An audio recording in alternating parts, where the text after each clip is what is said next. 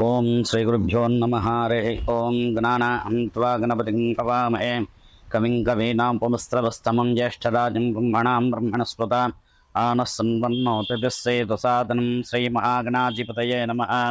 ప్రణో దేవీ సరస్వతీ వాజేభిర్వాజినీవతి ధీనామవిత్రిజవత్. శ్రీమహాసరస్వత్యై నమః. శ్రీ గురుభ్యో నమః. హరి ఓం. కేఎస్కే హోమ్ ఛానల్ ప్రేక్షకులకు నా హృదయపూర్వక నమస్కారములు.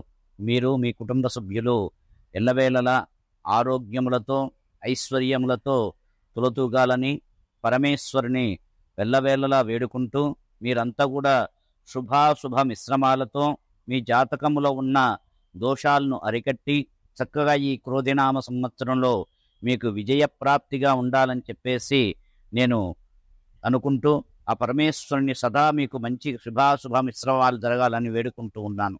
మీ పిల్లలు, మీ ఇంట్లో కుటుంబ సభ్యులంతా కూడా వెళ్ళవేళలా మీరు అనుకున్న కార్యక్రమాలన్నీ నెరవేరి చక్కటి విజయావకాశాన్ని చేజిక్కించుకొని మంచి ఉన్నతోన్నత స్థానానికి వెళ్ళాలని చెప్పేసి ఆ సర్వేశ్వరుని వేడుకుంటూ ఈరోజు ఒక చిన్న వీడియో రూపంలో మీకు వస్తున్నాను.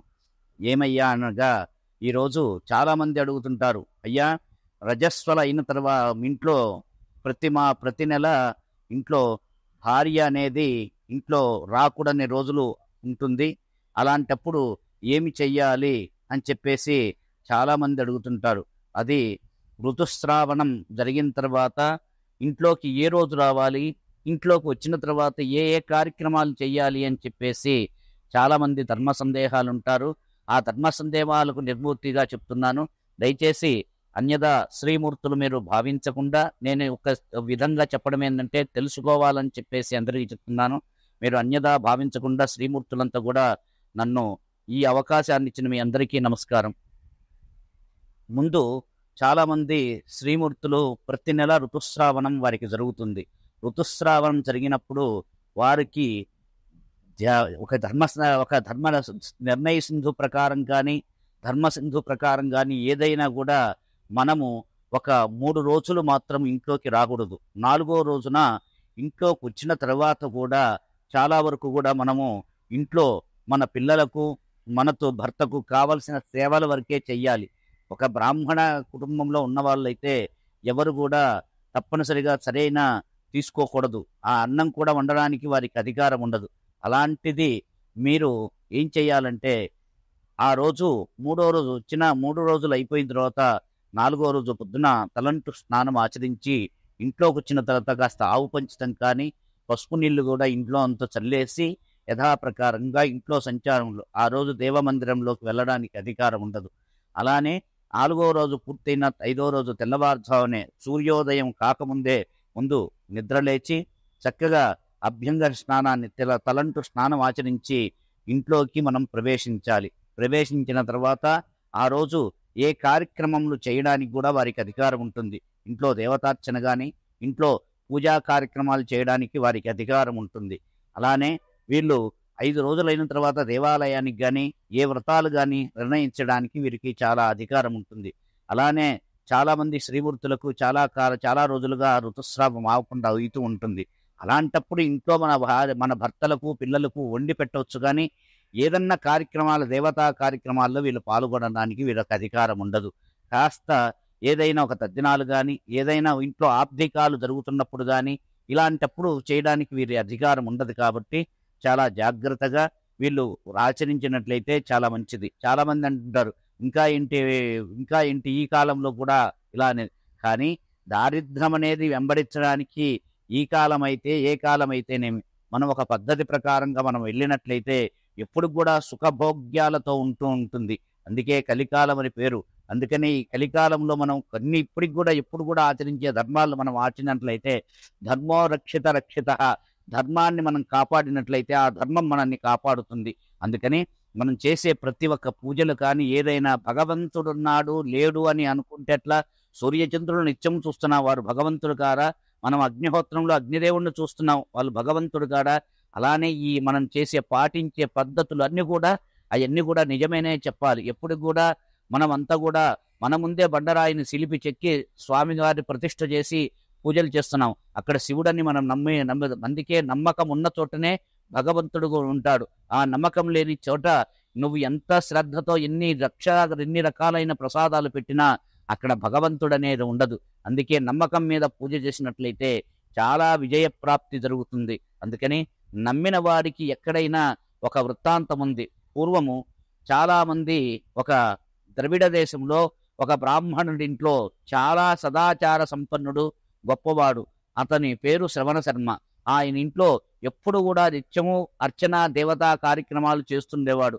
చాలా గొప్పగా చెప్పుకుంటుండేవాళ్ళు. ఆయన కూడా నేను చేస్తున్నానని చెప్పేసి ఒక అహం ఉండేది, కానీ భక్తి ఉండేది కాదు. అలానే వాళ్ళ ఇంట్లో పనిచేసే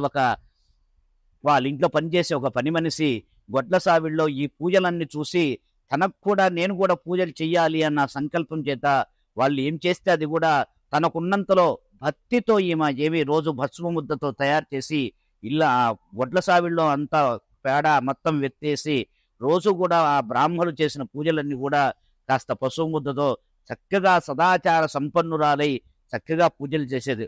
ఒకరోజు స్వామివారిని అందరూ కూడా లేదో ఒక ఇంట్లో మంచి యాగం పెట్టుకున్నారు. యాగం పెట్టుకున్న తర్వాత ఒక స్వామిని ఆహ్వానించిన తర్వాత అక్కడికి వచ్చేటప్పటికి ఆ స్వామి ఎప్పుడైతే లోపలికి వచ్చేటప్పటికి వీళ్ళంతా రకరకాల పిండి వంటలతో తయారు చేశారు. చక్కగా అమ్మవారిని అలంకరించారు. చక్కగా నైవేద్యాలు పెట్టామని చెప్పేసి ఒక ఉందాతనంతో స్వామివారికి ఉత్తిచాతనం వేశాడు.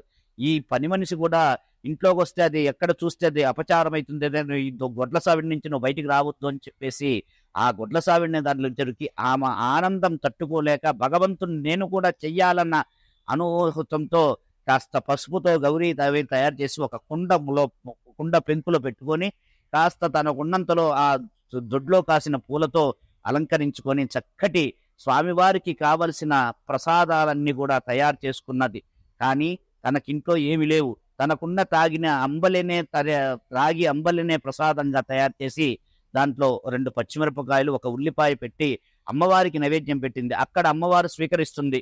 అమ్మవారు స్వీకరించడం చూసి స్వామీజీ అనుకున్నాడు అమ్మవారిని వీళ్ళు పిలిచారు, ఎక్కడ కనపడ్డప్పటికి తీరా ఆయన అక్కడ చూసినప్పటికీ అమ్మవారు అక్కడ కూర్చొని చక్కగా ఆ అంబలిని ప్రసాదాన్ని స్వీకరిస్తుంది. ఈయన వెళ్ళాడు స్వామి, అమ్మా అంతక్కడ మధురమైన పదార్థాలు నీ కోసం అక్కడ రెడీ చేసిన్నారు, నువ్వు ఇక్కడ వచ్చి తిన్నావు ఏంటమ్మా అంటప్పటికీ అప్పుడు అంటుంది అమ్మ, నేను ఎప్పుడు వాళ్ళు ఇష్టంతో చేయడంలో వాళ్ళు గొప్పతనం కోసం చేయరు, కానీ మనస్సులో ఉన్నది మనస్ఫూర్తిగా నన్నే స్మరణ నింపుకొని ఇక్కడ పూజ చేసింది.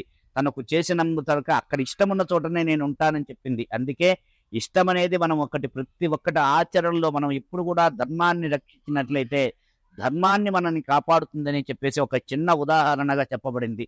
అందుకే మీరంతా కూడా శ్రీమూర్తులంతా కూడా చెప్పాలంటే ఇంట్లో భర్తకు రాగానే శ్రీధర్మ ప్రకారంగా భర్తకు చేయవలసిన కార్యక్రమాలన్నీ చేసి ఆ భర్తను సంతోషపెచ్చి భర్తను ఎక్కడికైతే పంపిస్తాడో ఆ ఇంట్లో గొప్ప విజయవంతమైన శుభాశుభ మిశ్రమాలు జరుగుతుంటాయి.